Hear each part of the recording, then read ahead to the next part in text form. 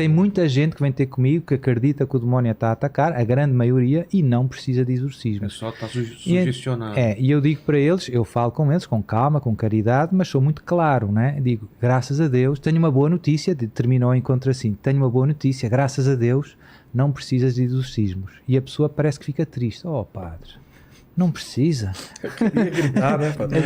Porquê? Porque muita gente tem a esperança que o demónio seja a causa de todos os males delas.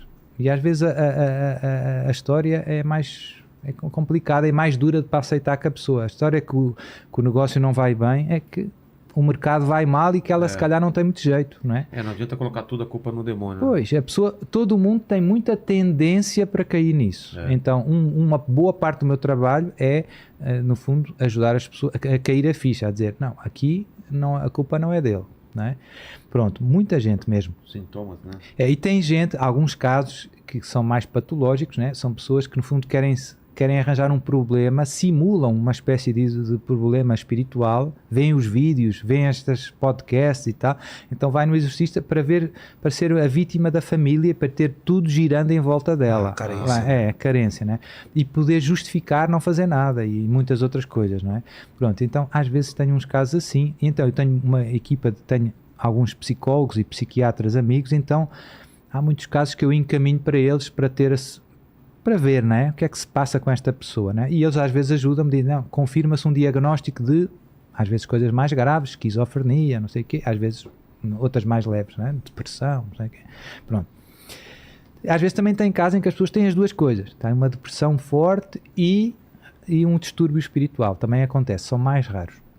Mas isto para dizer, voltando aos sintomas, né? Doenças ou problemas fisiológicos que não têm explicação natural, pelo menos faz até a data. Faz exame, não aparece nada. Tenho pessoas que têm um dossiê de todos os exames que existem e não aparece nada. E depois, do ponto de vista psicológico, também nada. Outra muito interessante é reagir de uma forma atípica à medicação psicológica, aos calmantes, etc. Sim. Portanto, as pessoas que têm as crises, os ataques, os calmantes em doses altas, quase que deixam você a dormir, não é? E então, às vezes há psiquiatras e médicos que me mandam casos que dizem, padre, esse caso, com a dose de remédio que eu estou dando para a pessoa não podia estar de pé quase. E então há pessoas que têm ataques no consultório, na frente do médico, e ele percebe que isto não é mental. E isto não tem explicação, porque com a quantidade que eu estou dando, não pode fazer isto, não é possível. Não é? Então eles percebem que... Portanto, isso são sintomas, mas os mais certos, os mais importantes são, eu diria, é aversão às coisas sagradas. Aversão? À coisa sagrada. Ou seja, se a pessoa tem estes sintomas e depois vai na igreja, sente-se mal, sente vômitos, náusea, dores de cabeça, quer sair, ou vai no cemitério, são lugares sagrados, ou vai num funeral, sente-se mal, ou vai num encontro, estamos louvando, encontro de oração, estamos invocando, louvando, adoração, invocação do sangue de Jesus, invocação do Espírito Santo, são momentos fortes em que muitas vezes se manifesta as pessoas que têm estes distúrbios. Portanto, a aversão às coisas sagradas é um dos sintomas mais certos, mas é bom olhar para o quadro no seu conjunto.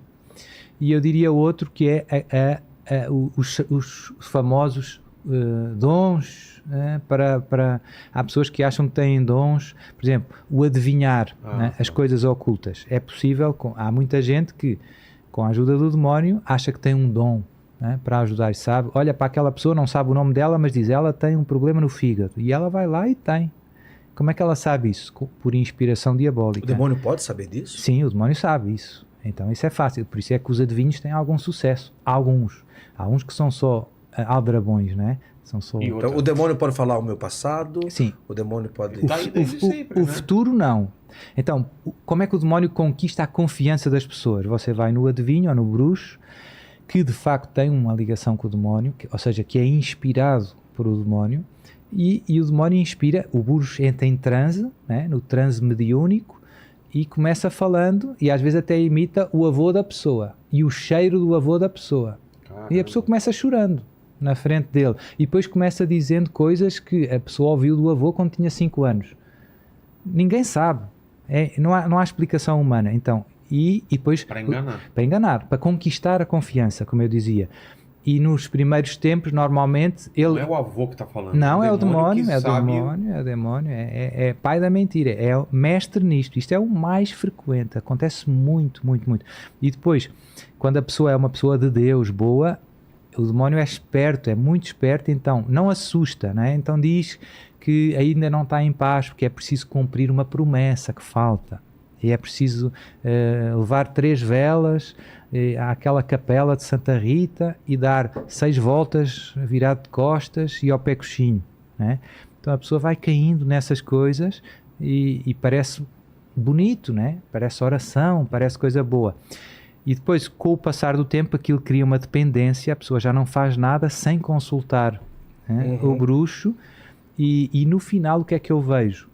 As pessoas já chegam em mim já quando já está tudo no desmantelo. No final ele virou todos contra todos na família, destruiu a família, tudo em tribunal, divórcio, tentativa de suicídio, porque ele depois começa envenenando, por exemplo, dizendo, a pessoa ganhou tanta confiança, já não duvida de nada, pensa que é mesmo o avô, o quê? E então chega um dia, passado 2, 3 anos, que ele diz, cuidado que a tua cunhada não gosta de ti, está-te fazendo mal. E é mentira. E como antes foi tudo certo, aquela mentira não passa no radar, passa debaixo do radar e a pessoa começa olhando de lado para a cunhada, e às vezes se a cunhada vai ao bruxo, o demónio diz o mesmo para a outra cunhada. Então elas começam olhando uma para a outra com suspeita e pronto, como eu digo, passado poucos anos está tudo destruído. Eu vejo famílias destruídas. Vamos supor, você vai num lugar, recebe uma oração, Sim. sei lá, de alguém que é ligado à magia ou à adivinhação e tal. Foi por inocência. Sim. Por inocência pode contaminar? Por exemplo, eu estou lendo um livro ali, eu estou buscando, por exemplo, no caso aqui, o Vilela citou, eu estava buscando alguma coisa no combate espiritual, lendo e tal, não sei o quê. Certo. Tá.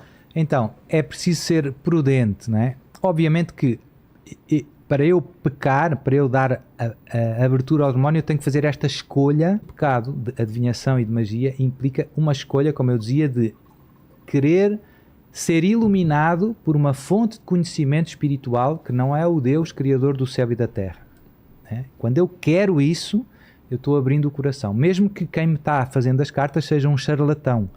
Eu peco, ele também peca, porque está tentando enganar alguém, e ele se calhar não tem nenhum poder de nada, é só um charlatão, mas a minha escolha foi uma espécie de adultério contra Deus, né? Deus. Tirar Deus do lugar dele. Exato, Deus, a sua palavra não me ilumina. Quem me ilumina são as cartas, que são os búzios. Isso é que me ilumina, isso é que me mostra qual é o caminho. Isso é interessante. A pessoa não precisa nem ter poder, não precisa nem ser um bruxo. Não. Só o fato de eu me abrir a isso e renegar o poder de Deus já é uma brecha, né? E já é um pecado. Eu, no fundo, estou dizendo, Deus, a sua palavra não me resolve os problemas, não me ilumina a minha vida. E diretamente, amarás o Senhor teu Deus de todo o teu coração. Exato. O primeiro mandamento não terás outros frente, deuses. né? Não terás outros deuses. Não terás outros O Antigo deuses. Testamento é sempre isto. Não terás outros deuses. Não. Os outros deuses são falsos deuses. Pronto. E com a magia a gente faz a mesma coisa. Bezerro de ouro, né? Não com uma fonte de conhecimento, mas com uma fonte de cura ou de poder. Né? A gente procura uma graça, não do Deus criador do céu e da terra, mas de uma força espiritual. Né? E às vezes até uma coisa boa, né? Arrumar um marido, arrumar emprego. Né? Não adianta a intenção ser boa. O problema é recorrer a essas coisas. Exato. Eu não posso fazer o mal por uma boa intenção. Né? Fazer o mal é fazer o mal. Né?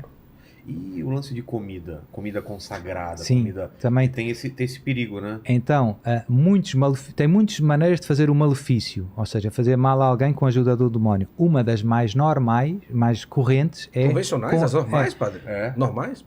Uma das mais frequentes é com comida ou bebida, que normalmente as pessoas dão de presente, colega de trabalho, familiar, e nos exorcismos as pessoas reagem muito ao aparelho digestivo, começa arrotando compulsivamente, enquanto o padre reza, ela arrota, vomita. Eu tenho um cesto com um saco de plástico sempre pronto do lado, porque as pessoas vomitam, às vezes sai uma espécie de uma espuma branca, às vezes saem mesmo coisas estranhas, que a gente nem sabe bem o que é. Gosma preta, sim, essas coisas. umas massas estranhas, pode sair muita coisa, mas normalmente não sai nada, só arrota, ou sai uma espécie de cuspo, né? E às vezes, digamos, por o número 2, né? Por baixo, sai coisa também? estranha, e as pessoas incham, às vezes muito, muito, muito, muito. Parece Na que hora fica da grávida. oração? Sim, na hora da oração. Tudo isso pode acontecer. E normalmente são pessoas que foi feito um malefício com comida ou com bebida, né? Usado em rituais para fazer mal. Mas a gente se protege disso que rezando antes de comer a comida, por exemplo, a Deus, como que faz? Por exemplo, Porque eu faço isso sempre só para ter a garantia, entendeu? E bem. Mesmo que seja minha sogra quando vem aqui, por exemplo. E ela cozinha, claro. Aí eu rezo 2 vezes. Porque eu sei que ela colocou alguma coisa lá para mim, entendeu? Desse jeito. E a gente brinca, mas infelizmente eu tenho casos que são esses mesmo. É dentro da própria família, às vezes irmãos, por zanga, de herança, não sei o quê. E acaba fazendo isso. Você vai num restaurante, você não sabe quem preparou aquela comida, você vai no. Mas uma coisa. Mas volta, de herança. Ele preparou um trabalho ali ou só pela inveja pode contaminar? Não é só inveja. É pelo malefício. Ele vai, desejou, colocou, faz um trabalho, entendi. Faz um trabalho com alguém, de consagração, um bolo, né? E depois oferece para o irmão ou para o cunhado um bolo, o cunhado come o bolo e começa a ter problema. Pronto. Então é bom abençoar os alimentos. Sim, Jesus abençoava os alimentos e nós, os cristãos, sempre abençoaram, e isso também é um dos motivos pelos quais abençoamos, né? Abençoar é sempre a mesma lógica. A presença de Deus destrói a presença do demónio. Não dá para os dois. A luz... E um bolo bento é muito mais gostoso. Com certeza. Então a gente falou de comidas e bebidas, presentes também, né? Que tipo de presente? Qualquer presente, imagem? Brinco. Camiseta... Ah, é? Não, mas essa não. Camiseta é abençoada, fica tranquilo, padre, né? Mas qualquer presente pode ter alguma coisa lá também. Pode. Até presente religioso. Tem casos, pessoas que oferecem imagem de Nossa Senhora, e dentro da imagem, se a gente abrir o quadro... Tem uma história sobre isso. A gente, se abrir o quadro, lá dentro tem coisas que usaram. Ou dentro da imagem, faz um buraco e põe lá coisas para... Sabe que tinha uma imagem de Nossa Senhora quando eu era criança? Cara, é muito engraçado, né? Porque você é criança, você não entende, mas você fica aterrorizado. Que tinha no meu quarto, não lembro de quem meus pais ganharam, mas ficava na minha estante. Sim. E, cara, eu acordava, ela tava virada. Aí eu falava, não, impressão minha. Virava ela de frente pra mim. Sim. Acordava, ela tava virada. Eu joguei fora aquele negócio de tanto medo. Certo. Virava durante a noite, cara. Eu mesmo Mas a solução certa é abençoar a imagem. Então, eu não sabia disso. Eu mesmo já vi, uma pessoa já tinha tentado suicídio, acho que 4, 5 vezes. E sempre a vontade vinha no quarto da pessoa. Sim. E ali um objeto um objeto que tinha no quarto, uma pomba que representava o Espírito Santo. Sim. Uma pomba bonitinha. Sim. Né? Comprado no lugar consagrado. Certo. Né? E nós estávamos rezando, olhamos para aquilo ali e chamou a atenção. E a gente pediu, você se importa se a gente quebrar isso daqui? E justamente isso. Quebrou, tinha um tufo de cabelo dentro. E aí passou. Não, isso aí você compra em lojas que às vezes vende imagens religiosas, mas muitas vezes também de coisas consagradas. Não vem das lojas, vem mais dos locais, vem mais das pessoas que trabalham no oculto, né? As pessoas que dá de presente. Vê o que é melhor. Ele é religioso, então vamos oferecer isso que ele vai aceitar e não vai ver mal nisso. E usam isso no trabalho, no malefício, e depois levam para ele. E depois que tirou a pessoa?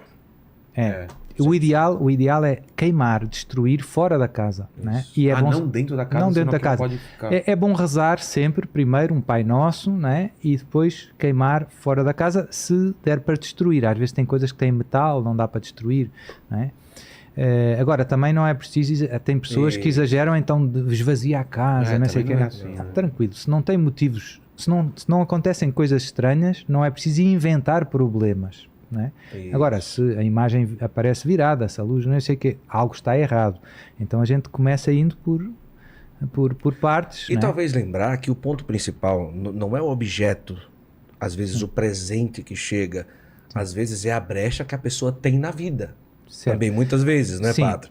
Porque a pessoa recebe um objeto, mas se a pessoa busca Deus, está na graça de Deus, não tem problema. mal não vai prevalecer.